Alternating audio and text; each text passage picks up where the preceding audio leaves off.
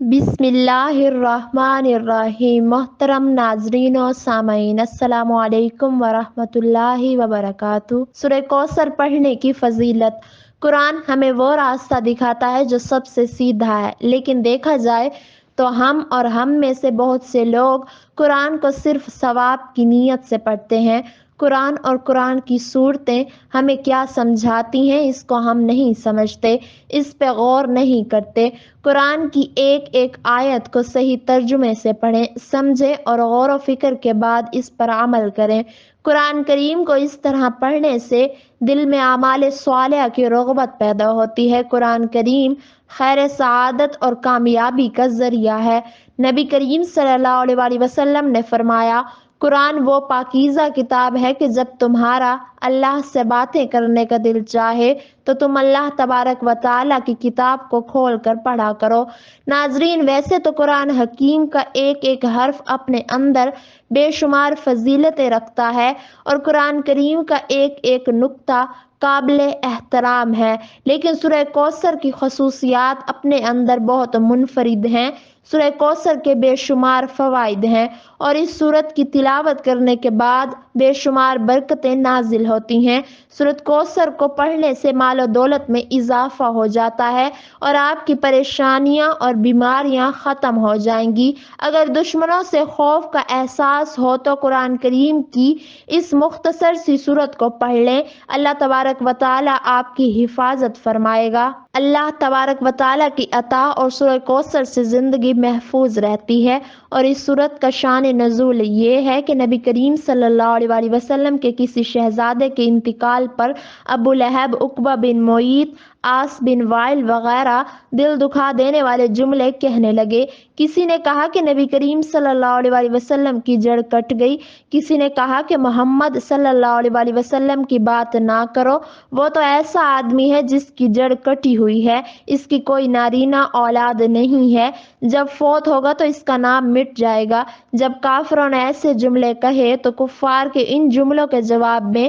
اللہ تبارک و تعالی نے نبی کریم صلی اللہ علیہ وآلہ وسلم کی تسلی کے لیے یہ سورت نازل فرمائی کہ اے حبیب، ان لوگوں کی باتوں پر رنجیدہ نہ ہو، بلکہ ہمارے کرم پر اور فضل پر نظر رکھیں اور یہ معاملہ ہم پر چھوڑ دیں کہ ہم نے تمہیں بے حد اور بے شمار نعمتوں سے اور خوبیوں سے نوازا ہے، لہٰذا اس پر ہمارا شکر ادا کرو اور شکرانے کے طور پر نماز پڑھو اور قربانی کرو۔ اور جہاں تک کفار کا اور دشمنوں کا تعلق ہے تو یہ گمراہ ہیں اور یہ اس سے ناواقف ہیں کہ اصل میں تو ان کی ہی جڑ کٹی ہوئی ہے اور یہی لوگ ہر عمل اور خیر سے محروم ہیں اور یہ لوگ گمراہ ہو چکے ہیں کہ یہ ایسی باتیں کر رہے ہیں۔ حقیقت تو یہ ہے کہ نبی کریم صلی اللہ علیہ وآلہ وسلم ہدایت کا پیکر ہیں اور آپ صلی اللہ علیہ وآلہ وسلم کے آنے سے ہی تو ہر طرف اجالا ہوا اور سب اندھیرے ختم ہوئے۔ نبی کریم صلی اللہ علیہ وآلہ وسلم کے آنے سے ہی کفر و شرک کا خاتمہ ہوا اور اسلام کو عروج حاصل ہوا،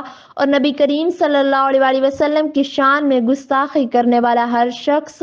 خیر سے محروم رہے گا اور ہمیشہ گمراہی میں رہے گا۔ سورہ کوثر پڑھنے کے بے شمار فوائد ہیں، آپ اس کی فضیلت سن کر دنگ رہ جائیں گے۔ ناظرین، ایک مرتبہ نبی کریم صلی اللہ علیہ وآلہ وسلم کی آنکھ لگ گئی، پھر جب نبی کریم صلی اللہ علیہ وآلہ وسلم نے اپنا سر مبارک اٹھایا تو پھر نبی کریم صلی اللہ علیہ وآلہ وسلم نے مسکراتے ہوئے ارشاد فرمایا کہ مجھ پر ابھی ایک سورت نازل ہوئی ہے، اور پھر نبی کریم صلی اللہ علیہ وآلہ وسلم نے سورہ کوثر کی تلاوت شروع سے لے کر آخر تک کی، اور پھر نبی کریم صلی اللہ علیہ وآلہ وسلم نے فرمایا کہ کیا لوگ تم جانتے ہو کہ کوثر کیا ہے؟ تو صحابہ کرام رضی اللہ تعالی عنہ عرض کرنے لگے کہ یا نبی کریم صلی اللہ علیہ وآلہ وسلم، اللہ تبارک و تعالی اور اس کا رسول صلی اللہ علیہ وآلہ وسلم ہم سے بہتر جانتے ہیں۔ تو پھر نبی کریم صلی اللہ علیہ وآلہ وسلم نے ارشاد فرمایا کہ کوثر جنت میں ایک نہر ہے جس کا میرے رب نے مجھ سے وعدہ فرمایا ہے، اور اس نہر میں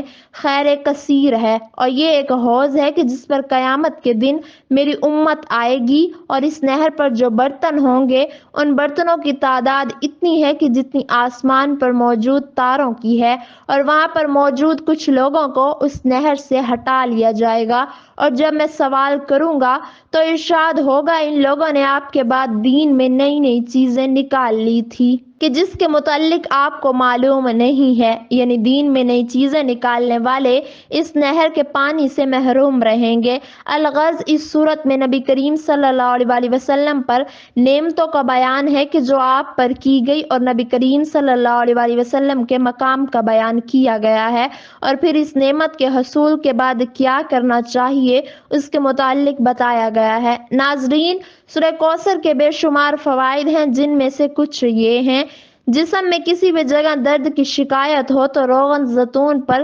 41 مرتبہ سورہ کوثر پڑھ کر دم کریں۔ اول اور آخر 11 مرتبہ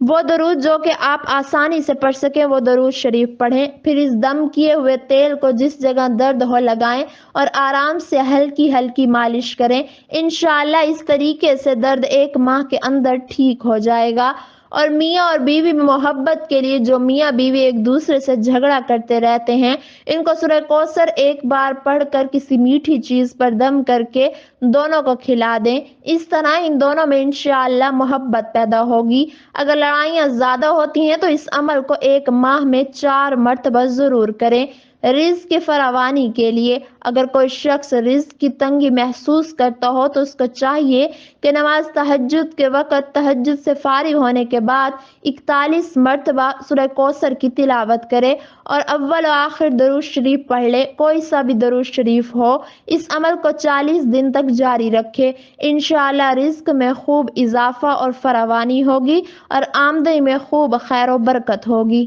اولاد نرینہ کے حصول کے لیے عورت جب حیض سے پاک ہو جاتی ہے تو اس کے 3 دن کے بعد دونوں میاں بیوی روزہ رکھیں اور افطار سے پہلے 7 مرتبہ سورہ کوثر پڑھ کر دودھ پر دم کر دیں، پھر اس دودھ کو دونوں بیوی اور میاں افطار کرتے وقت پی لیں۔ انشاءاللہ حمل قرار پائے گا اور لڑکا پیدا ہوگا۔ قرض کی ادائیگی کے لیے اگر کوئی شخص مقروض ہو اور قرض کی ادائیگی کی کوئی راہ نہ ہو تو اس کو چاہیے کہ سورہ کوثر کی تلاوت روزانہ 40 مرتبہ کرے اور اول و آخر میں کوئی سا بھی درود شریف پڑھ لے۔ اس عمل کو لگاتار 40 دن تک کرے، انشاءاللہ قرض سے نجات مل جائے گی اور غیب سے قرض کی ادائیگی کے اسباب پیدا ہو جائیں گے۔ امتحان میں کامیابی حاصل کرنے کے لیے اگر کوئی طالب علم یہ چاہتا ہے کہ وہ امتحان میں اعلیٰ نمبر حاصل کر کے پاس ہو تو اس کو یہ چاہیے کہ 3 مرتبہ سورہ کوثر کی تلاوت کرے، اول اور آخر 3 مرتبہ،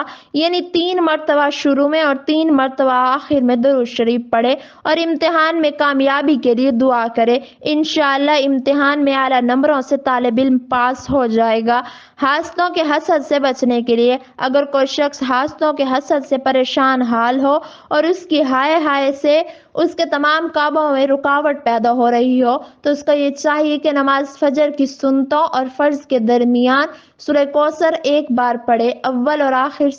7 مرتبہ درود شریف پڑھے اور حاسدوں کے حسد سے بچنے کی دعا کرے۔ اس عمل کو 21 روز تک جاری رکھے، انشاءاللہ حاسدوں کے حسد سے نجات ملے گی۔ مراد پوری کرنے کے لیے اگر کوئی شخص کسی خاص مراد کے لیے جو پوری نہ ہو رہی ہو تو اس شخص کو چاہیے مغرب کی نماز کے بعد 7 مرتبہ سورہ کوثر پڑھے، اول اور آخر کوئی سا بھی درود شریف 7 مرتبہ پڑھے، پھر سجدے میں جا کر دعا کرے، انشاءاللہ 7 دن کے اندر اندر مراد پوری ہو جائے گی۔ اس عمل کو 7 دن تک جاری رکھنا ہے۔ قید سے رہائی کے لیے اگر کوئی شخص ناحق گرفتار ہوا ہو اور اس کی ضمانت نہ ہو رہی ہو تو اس کو چاہیے کہ پیشی سے 7 دن پہلے ہی عمل کرے، ہر فرض نماز کے بعد 11 مرتبہ سورہ کوثر پڑھے، ہر بار سورہ کوثر کی تلاوت کرے، اول اور آخر میں 11 مرتبہ درود شریف پڑھے، پھر اپنے دونوں ہاتھ پر دم کر کے دونوں ہاتھوں کو اپنے چہرے پر مل لے اور اپنی رہائی کی دعا کرے، انشاءاللہ جلد رہائی نصیب ہو ہوگی۔ روزمرہ کی زندگی میں ترقی کے لیے سورہ کوثر کی 33 مرتبہ تلاوت کریں، انشاءاللہ آپ کے مسائل حل ہوں گے۔ صاحب مال اور صاحب وقار بننے کے لیے، اگر کوئی شخص صاحب مال اور صاحب وقار بننے کے لیے جمعے کے دن نماز جمعہ سے فارغ ہونے کے بعد 2 رکعت نماز اس طرح پڑھے کہ ہر رکعت میں سورہ فاتحہ کے بعد سورہ کوثر پڑھے، انشاءاللہ اس عمل کو پابندی سے کرے، دولت بھی بڑھے گی اور عزت و وقار میں بھی زبردست اضافہ ہوگا۔ عہدے کی بحالی کے لیے، اگر کوئی شخص اپنے عہدے سے معزول ہو گیا ہو تو اس کو چاہیے کہ نماز فجر کے بعد اور نماز عشاء کے بعد 7 مرتبہ سورہ کوثر پڑھے، اول اور آخر درود شریف پڑھے اور اپنے عہدے کی بحالی کے لیے دعا کرے۔ لڑکی کی جلد شادی کے لیے جمعے کے دن عشاء کی نماز کے بعد 41 مرتبہ سورہ کوثر پڑھے، اول و آخر درود شریف پڑھے۔ کسی شخص کو اگر خواہش کی ضرورت ہو تو سورہ کوثر باقاعدگی سے پڑھے، انشاءاللہ ضرور فائدہ ہوگا۔ اس چھوٹی سی سورت کو مسلمانوں میں خوشی اور تکمیل پیش کرنے کے لیے سمجھا جاتا ہے۔ اللہ ہم سب کو نیک عمل کرنے کی توفیق عطا فرمائے، آمین ثم آمین۔